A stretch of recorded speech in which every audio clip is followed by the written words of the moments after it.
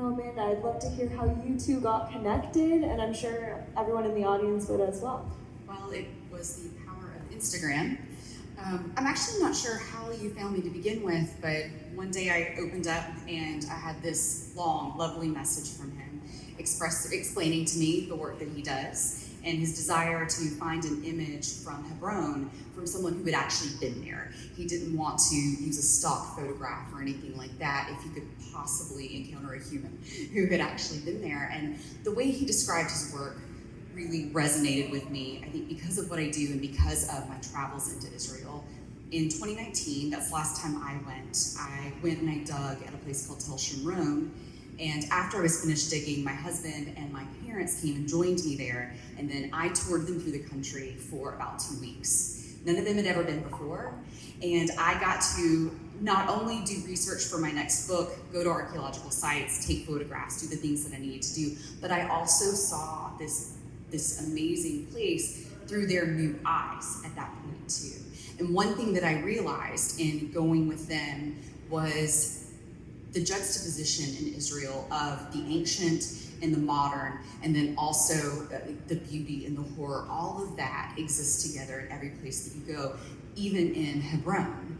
And so when he was explaining to me everything that he was going to be doing, I really wanted to be a part of it because he was specifically asking about Hebron.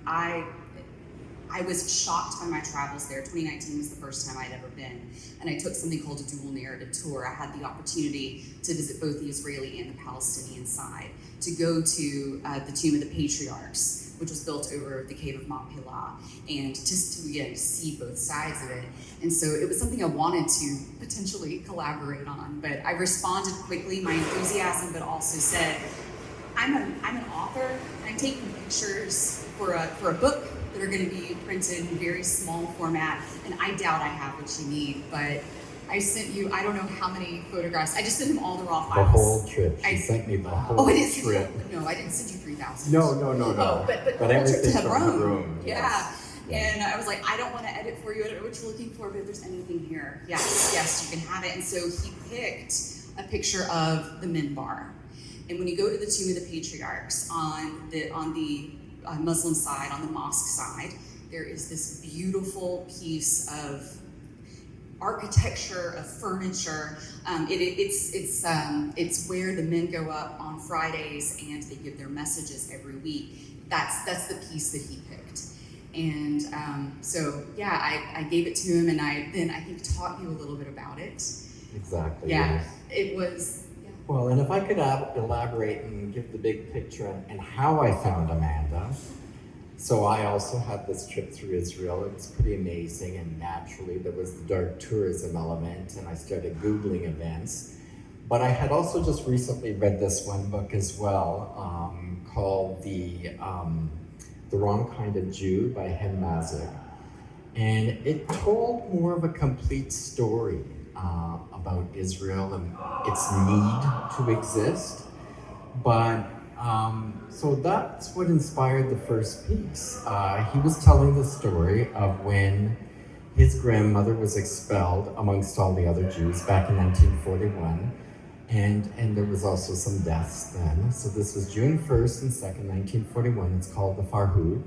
And this is just shortly after the formation of the State of Israel. And all of the Middle Eastern, Northern, African Jews were expelled and basically pushed into the borders of Israel.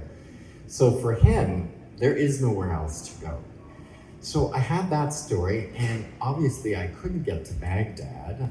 That just was not on the itinerary, but I had been in the Israel Museum in Jerusalem, and I saw this beautiful dress in a case.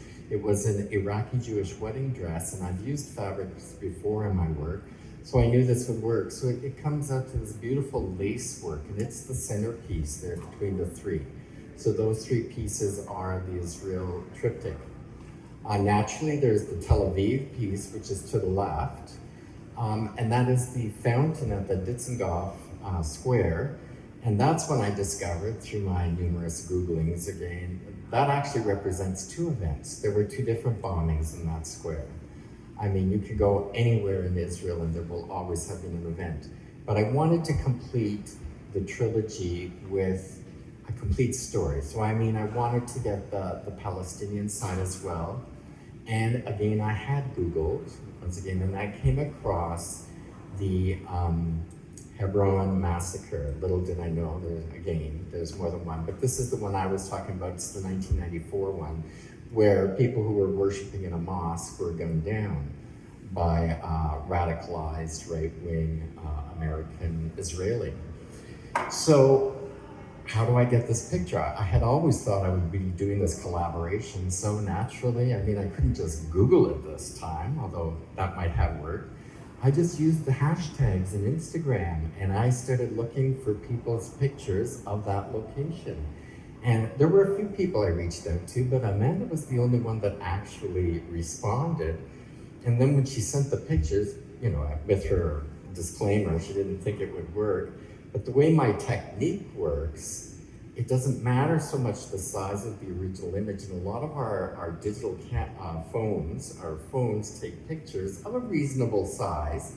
And the way I create my pieces, I take a rectangular image, I flip it front to back several times, I wrap it into a circle. Sometimes I'll also flip it onto the inside of the circle. I'll take a copy of that circle. I might manipulate it again a bit or rotate it, and then I blend it. And I might do that a few times.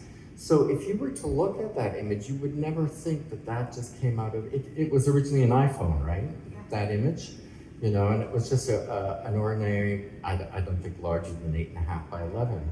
But you can see the incredible details. And if you look at the different exhibition catalogs, you will see the source images, and that will give you some context to it.